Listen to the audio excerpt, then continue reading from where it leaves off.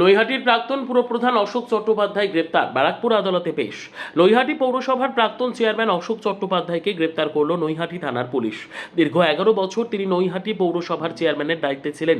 সরকার পরিবর্তনের পর তিনি চেয়ারম্যান পদ থেকে পদত্যাগ করেন। বুধবার সকালে নৈহাটিতে তার বাড়ি থেকে তাকে গ্রেপ্তার করা হয়।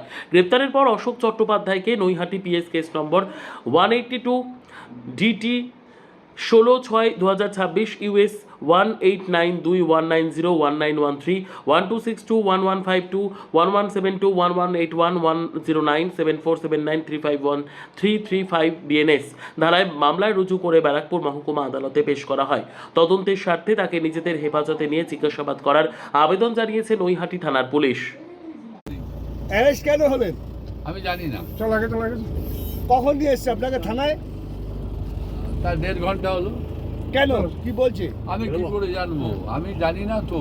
আমি ব্যাপারটা হচ্ছে 11 বছর নৈহাটি পৌরসভা চেয়ারম্যান ছিলাম, পরিষেবা দিয়েছি।